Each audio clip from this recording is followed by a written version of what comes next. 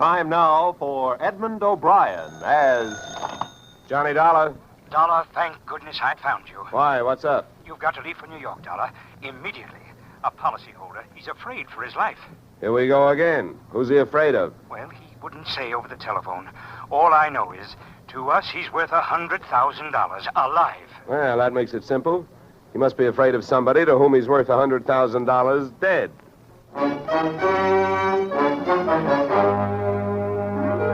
Edmund O'Brien in a transcribed adventure of the man with the action-packed expense account. America's fabulous freelance insurance investigator. Yours truly, Johnny Dollar.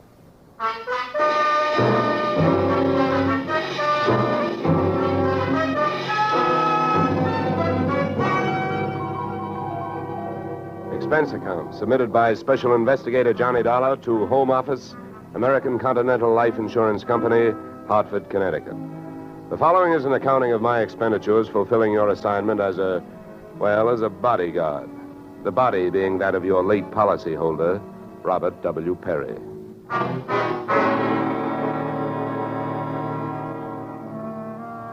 Expense account. Item 1, fare on night train, Hartford to New York, $3.65. Expense account item 2, $1.80 taxi to Lower Manhattan following morning to offices Perry and Van Bruten, importers, arriving as promised at exactly 9 a.m. Oh, good morning. May I help you? Yes, you certainly can. My name is Johnny Dollar. I have an appointment with Mr. Perry for 9 o'clock. Oh, yes, from the insurance company. Well, you're right on time. Yes, they told me I'd better be, and I'm glad that I am. Mr. Perry just came in. He's alone and waiting for you. I'll buzz him that you're here. Thanks. Come on!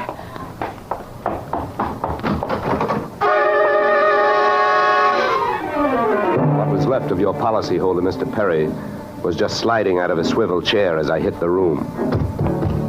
The top of his desk had erupted, and splinters of mahogany pointed their sharp fingers upward through lazy circles of smoke swirling toward the ceiling. The buzzer from his secretary's desk had been rigged to a booby trap. Oh, no. Mr. Perry. Stay away from him. Come on, there's nothing you can do. He's dead. Oh. What happened? What happened? Whatever happened? Let's go. Let's get back out of here. Here you are. Sit down. I'll get you a drink of water.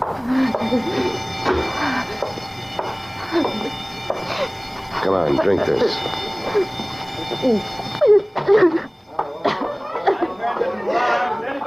There's a doctor on the third floor. Shall I call him? Never mind the doctor. Go call the police. Nobody gets in here till they arrive. Now, the rest of you, go on, run along, beat it, will you? And have the building superintendent turn off that alarm. Okay, miss. Now, take it easy. It was all so sudden. What happened? Well, that's not hard to figure out. Somebody wanted to give your boss, Mr. Perry, a shortcut through life.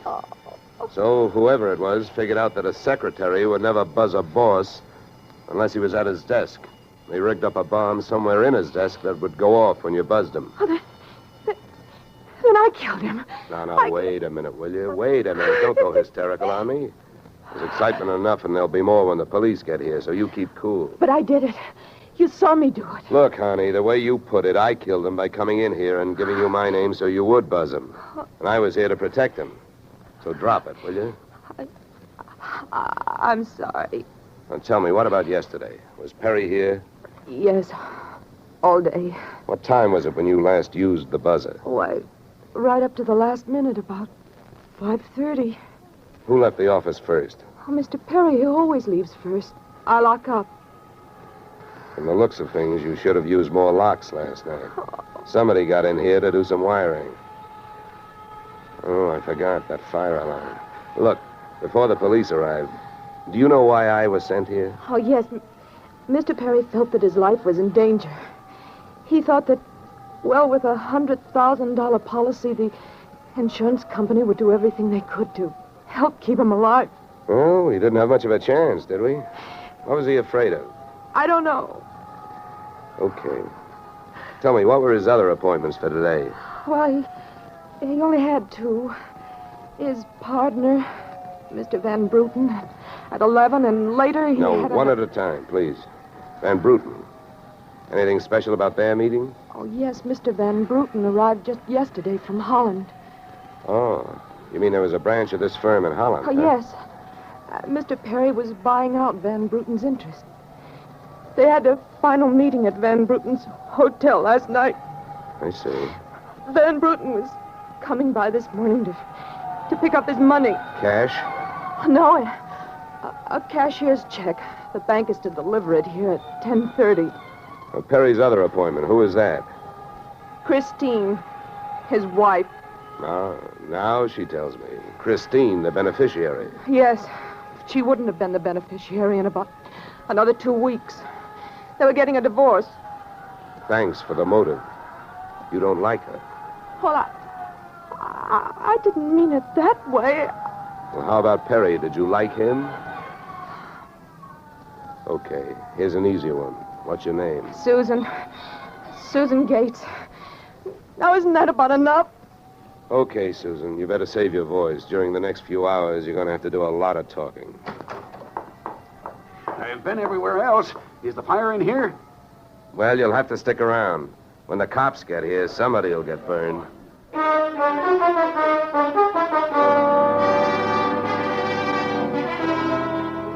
The firemen should have stuck around because the cops arrived in a blaze of glory. It was a very high-class investigation, 2 lieutenants. Finally, after about an hour, the police photographer ran out of flash bulbs, the office of the deceased ran out of fingerprints, and the lieutenants ran out of questions. So the on-the-scene phase of the investigation was closed. At about 5 minutes of 11, I left the police packing up their notebooks, their clues, and the body, and went into the outer office. Susan looked like she could use a big, broad shoulder to weep on, but unfortunately, I was wearing my light gray suit. About then, a dark blue suit and a deep green voice entered the room from the corridor. There. There's a fellow out here says he belongs here. His name is Van Bruten. What do you think? His name is on the door you just opened. Oh. Well, now, my name happens to be Murphy, and it's on bids all over the country. But that don't mean I'm stuffed with feathers, does it? Well, never cross tongues with an Irishman. All right, send him in, officer. All right, you can go in. The policeman out there. There's trouble here? I am Bramer Van Bruten. Where is Mr. Perry? What? He is waiting for me, no? No. But my appointment... He's not keeping any. He's dead. Dead? Oh, this is not possible. Last night I saw him. He was well. What happened? He was hit by a buzz bomb. A buzz bomb? Oh, please. You mean that there was foul play? Yes, it was very foul. Oh, please. I may sit down. My first visit in all these years since before the war. It was to be so happy. But now tragedy like this. He was a good man, a good partner. I understand that as of last night, you were no longer partners. Yeah.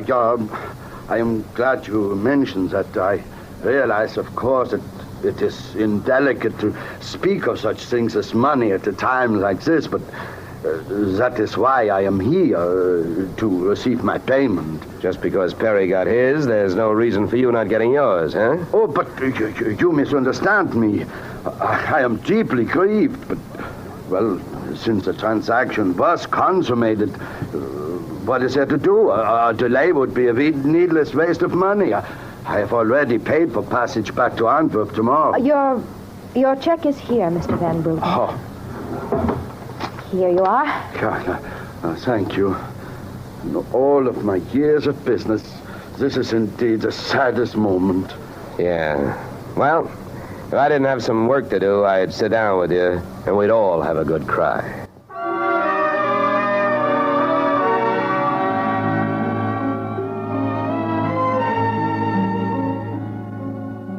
Expense account item 3, 90 cents. Phone call to the home office. Mr. Gordon's office. Look, honey, this is Johnny Dollar. I want to speak to Mr. Gordon. While I'm telling him what I've got to tell him, maybe you'd better sit there in his lap with some smelling salts. I'm not that type of a secretary. Besides, he doesn't have a lap. Hello, Dollar. How are you making out? Out? About $100,000. What's that? Yeah. You know, you should have sent me earlier. Somebody turned Mr. Perry into a firecracker just after I got here. He's dead. Oh, that's bad news. Big policy. Yeah, what I want to know is, shall I stay on the case? Well, certainly, Dollar, by all means. Is there a chance of proving suicide? There's a non-payment clause. Yeah, to make this one a suicide, there'd have to be a Santa Claus. Nobody could hate himself enough to do it this way. What are the fraud possibilities? Fair, there's an estranged wife. She's the beneficiary, but she wouldn't have been in a couple of weeks. Divorce coming up. I'll start with her. All right, Dollar. Good luck. But watch those expenses. Why, Gordon, I'm surprised. I think an insurance man would be the first to want to see a fellow live a little.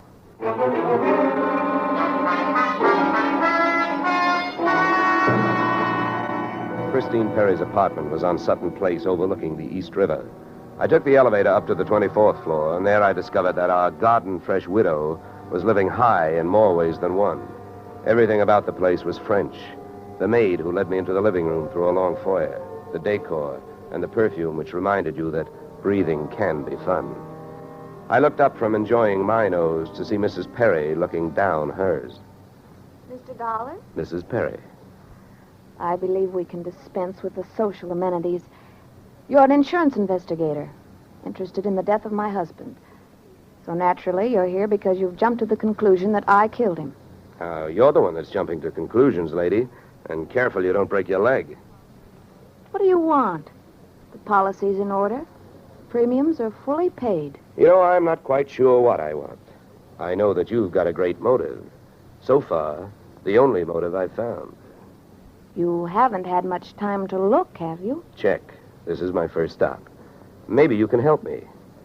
Do you know anyone who would be happier with your husband out of the way? I know very little about my husband's friends. For that matter, his activities for the past 6 months. That's when I left him.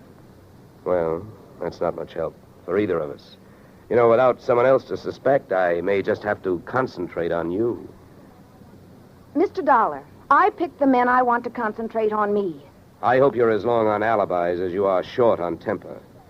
Where were you last night? With a friend, Al Donovan. For a while, the same place my husband was.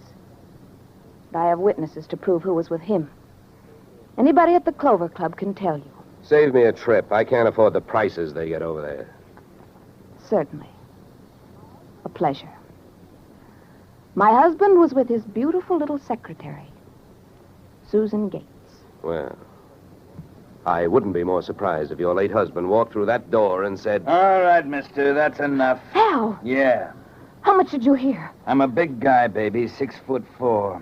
I've got big ears to match. Al, please. Would this be Mr. Donovan, your companion of last evening? I'm getting you out of here, Christine. Al, you don't know what you're saying. You lie to me. How can I help you if you lie to me? You call me stupid. The way you're playing this, you'll alibi yourself right into a cell. Now, I'm getting you out of here. What are you doing to me, Al? You're crazy. Come on. She's right. You are stupid, Donovan. She was doing just fine till you dropped in. Mister, you've been asking a lot of questions. Now I'm going to give you one answer. All right, Christine. So much for the wise guy. Now, about you and your alibi. You wasn't with me at the Clover Club last night. And if it's so easy to prove that your husband was there with his secretary, who were you there with? Remember, baby, you told me you were going to be with your husband. When Al measured me for that swing, I measured my chances with him. To me, he looked like one of those corporate assets of Murder Incorporated. So I rolled with the punch and kept my eyes closed and ears open. What I heard was Christine's alibi flying out the window, Mr. Donovan giving her a few loving cuffs, and finally, the pair of them flying out the door. Just then, the noon whistle blew somewhere in New York, and I decided to allow myself the luxury of 1 full minute for lunch.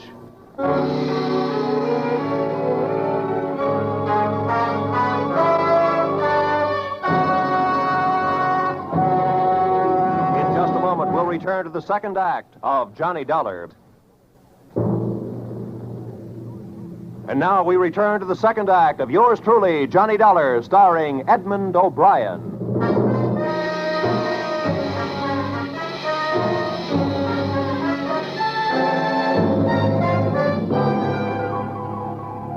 I spent the minute I took out for lunch eating a handful of Mrs. Perry's bonbons on the run. I hit the street just in time to see Donovan pushing Christine Perry into a cream-colored convertible. When they got rolling, I piled into an even yellower vehicle with a meter on it and started off crosstown playing tag through traffic.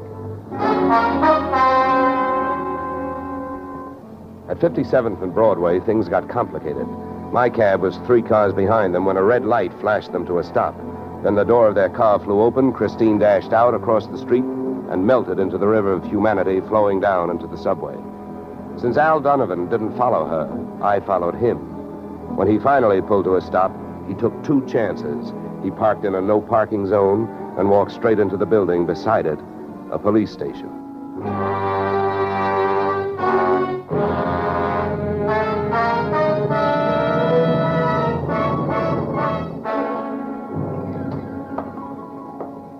This is Mr. Dollar, Lieutenant. He's been waiting for you. Well?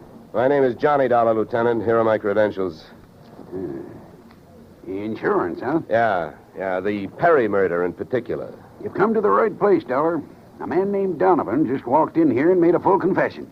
He what? That's right. My clerk's just typing it up. In the meantime, the gentleman is down in the tank having a bite of lunch on the city. He confessed. Well, does his story add up? As far as I know, I haven't heard too much about the case myself. It's not in my precinct. Yeah, but what did he use for a motive? Jealousy. Says he's in love, wanted to marry Perry's wife.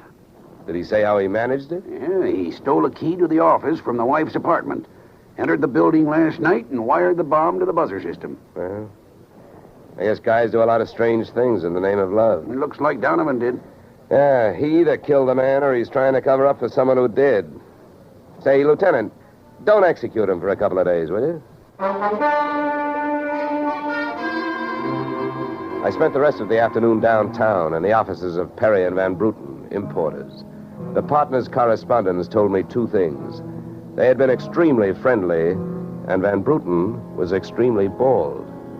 Perry had been sending him toupees from a famous Hollywood makeup firm. At 4:30, I got to the employment files, which rocked me with 2 minor explosions of their own. First, I learned that Al Donovan had been employed over a period of years as Perry's bodyguard, and that he had been canned the day before the murder. That confession of his, which had been a little hard to swallow, was suddenly more digestible. On top of this came blast number 2. The employment application of Perry's secretary, Miss Susan Gates, informed me that during the war, she had worked in a munitions plant, her specialty, wiring bomb fuses. When Miss Susan Gates reached home at 8:30, she found a visitor, me.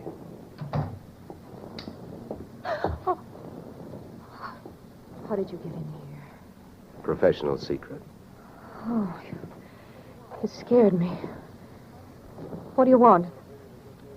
Why did you come here this way? I wanted to bring you the good news. I heard on the radio that Al Donovan confessed to Perry's murder.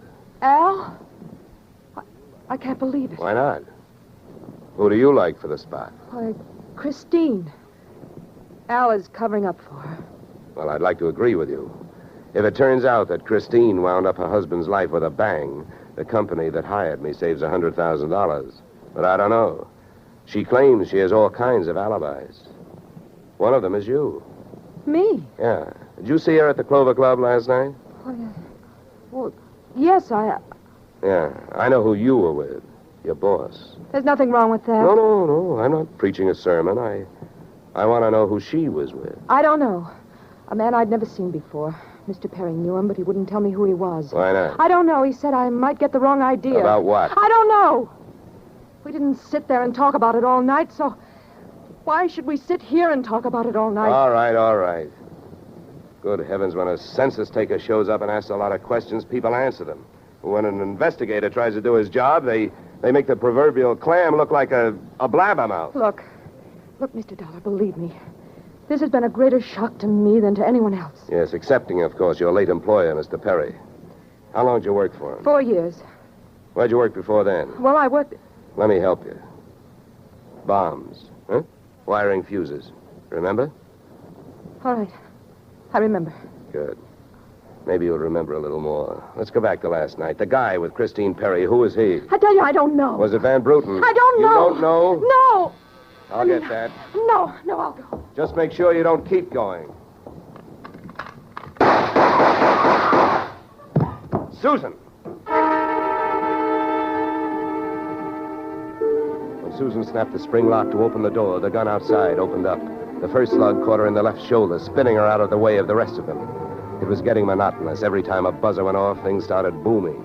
Susan was sprawled out on the floor in front of the door, and to open it, I had to move her. By the time I did, the hallway outside was empty. Okay, now take it easy. Come on. Won't start hurting for a couple of minutes. We'll have a doctor here by then. He'll give you something. Please, try to keep calm. Here, what? I'll throw my coat over here. Now, try not to move. You're going to ruin this rug. Never mind the rug. What we want to worry about is who tried to ruin you. What'll they do to me? What'll who do to you? They'll arrest me. They don't arrest people for getting shot. You have any idea who it was? That man in the office this morning. The one who picked up the check. Van Bruten? No, he wasn't Van Bruten. He was a phony? Yeah. And you still gave him that check? Yes. Well, I won't ask you why. You gave him that check and then tried to blackmail him. Is that right? They'll arrest me. I wouldn't be surprised.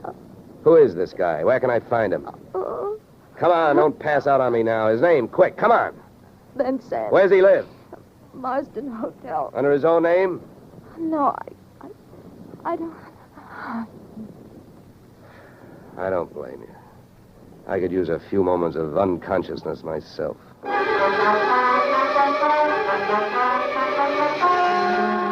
Marsden Hotel didn't have a Dutch name on the register, so I got a hold of the housekeeper and found out how many rooms her staff hadn't been able to make up all day because of no disturb signs on their doors, and then I went a-calling at those particular rooms. On the 9th floor, I wakened one old maid. On the 7th, I startled a bunch of poker players who thought they were being raided. And on the 4th, I struck the door of 427 and the jackpot. Who's there? Don't you see the sign? I do not wish to be disturbed. Sorry, I must have the wrong room. I started up the hall after the fire axe. When I got to it, I changed my mind. Out of the few things I learned about this guy, Van Sant, was that he loved to shoot people through doors. So I decided against trying to chop his down. Then I remembered the way those people came pouring out of those offices earlier in the day when they heard that fire alarm. So I picked up the little red hammer next to the big red fire axe, broke the little glass window, pulled the little brass hook, and set off a big brassy noise. And then I rushed back to 427. Fire! Fire! Hey, fire! Fire! There's the fire. Right here in my eyes, sweetheart! Why you come here? You wish you don't? Never mind the dresser. You're through shooting guns. What do you think, Van Sant? You want to try some more? You cannot make me stay here. So fire, we will all die. You'll look good barbecued, but I'll make a deal with you. You talk, and if I like what I hear, I'll show you how to get out of here alive. How I know this? You don't think I'm going to stay here and fry, do you? And if you don't start flapping that tongue in a hurry, I'll probably just tie you to a chair and run. So first, where is the real Van Bruten? You will find him in the bedroom. Yeah? He'd better be alive. He's out cold. What's the matter with him? He will be all right. He's under sedatives. Where did this identity switch start? Come on, hurry up, talk. I smell smoke. I knew Van Bruten from Antwerp. I know about the sale of his interests. I know the girl in the office here had never seen Van Bruten. Look, we go now. Don't get up. Come on, keep talking. I can feel it getting warm in here. Ah, the firefighters. We will be saved. Don't be too sure. They always start at the top floor and work their way down. Come on, I can hear those flames crackling. You know the rest. Last night, when the transaction was all finished with Perry, I gave to Van Bruten some sedative in his cocoa. So you set up that bomb so Perry'd get it before you showed up to pick up the check, huh? Yeah, I told you that. How the girl knows I am an imposter, I don't know. Well, let me tell you. She's been sending old Van Bruten toupees for the last 4 years. Gray ones, my red-headed friend. Oh, yeah. I can stand up now. We go out from here, no? We go out from here, no? Yes, out. Go.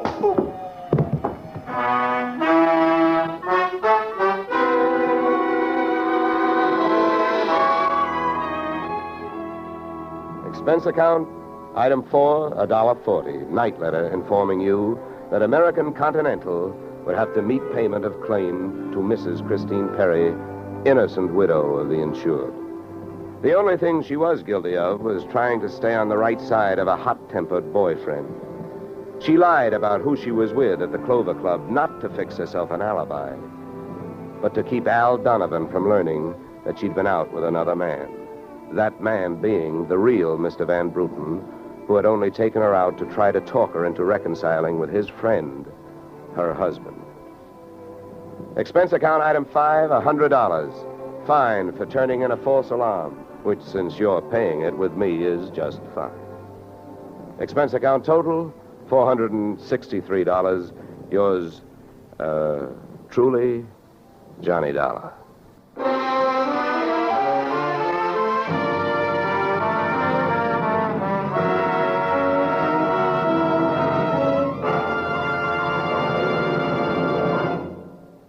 Yours truly, Johnny Dollar, stars Edmund O'Brien in the title role and is written by Paul Dudley and Gil Dowd, with music composed and conducted by Leith Stevens. Featured in our cast were Walter Burke, Gene Bates, Joe Duvall, Ted DeCorsia, Joyce McCluskey, and Raymond Burr. Yours truly, Johnny Dollar, is produced and directed by Jaime Del Valle. Beginning next week, we are moving to a new time and day, and we hope you'll join us on Tuesday evenings when Edmund O'Brien returns in another transcribed adventure of Yours truly, Johnny Dollar.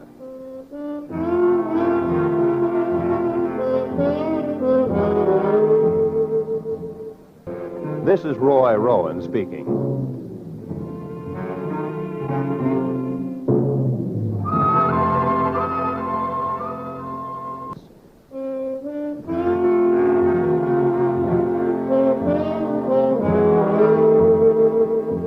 This is CBS, where yours truly, Johnny Dollar, meets adventure next Tuesday night, the Columbia Broadcasting System.